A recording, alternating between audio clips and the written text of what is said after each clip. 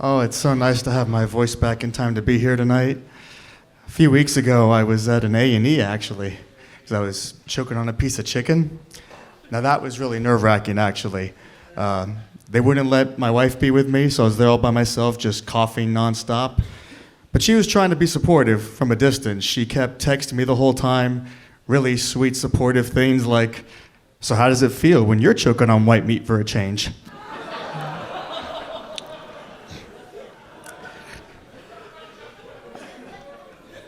I was so happy to be out of there. It was just nice to finally go up and see her and give her a hug. First thing she asked me, "So did you spit or you swallow?" I swallowed, by the way, which is why if I sound a bit weird tonight, that's probably the American accent, actually. I am American, been here a few years now, slowly adjusting. I've accepted there's more than one math.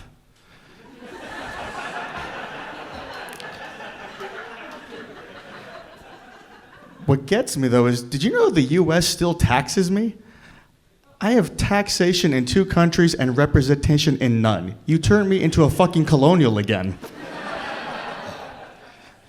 My wife's embraced it, though. She loves it, because she's the queen in the house. So all the time, "Colonist, make me dinner. Don't forget the spices." "Colonist, why haven't you cleaned the toilet? It smells like the Americas." My wife is wild. A few weeks ago, actually, she was sitting on the couch and lifted up the blanket she uses to keep warm, looked down between her legs, and went, "Hey, how you doing down there?" Now, I wasn't bothered that she was talking to her vagina. No. I was upset that I wasn't talking to her vagina. We would have great conversations. We could talk about the weather. Is it dry or is it wet? We can do some role play. I can be Moses and it can be the Red Sea. A lot of oohs out there. What were you expecting when the first joke was about sucking Sir Richard? And yes, it is knighted, because I'm in England now. So no, there we are on the sofa. And a few minutes of my wife doing this, she finally goes, "Are you having fun down there?" So I jump in with, "Well, if you let me down there, we can have fun practicing the ABCs. She looks at me a bit unsure and asks, "Are you going to cover the whole alphabet?" And I say, "Honey, for you, I will do A to Z, and if that's not good enough, I'll also do A to Z." It's like A to Z, but the other side of the road.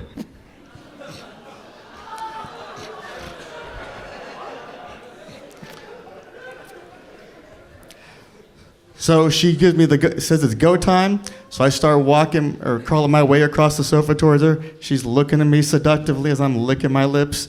She reaches for the end of the blanket, and I start bringing my head down as she whisks it back, and there, between her legs, is our cat, which was not the pussy I was expecting. I'm sorry, that was rude of me. We adopted this cat after moving here. It is an English cat. That was not the minge I was expecting. So my wife got me. She had a good laugh at my expense, but it's okay. I would get her back. And sure enough, a few nights later, that furry little minge went back underneath the blanket again. And this night it was feisty. It was pawing like crazy, driving her nuts. She finally lifts the blanket and yells at it, "Why are you misbehaving so much?" And I decide to just look at her and go, "Well, maybe if you shave for a change, you wouldn't misbehave so much."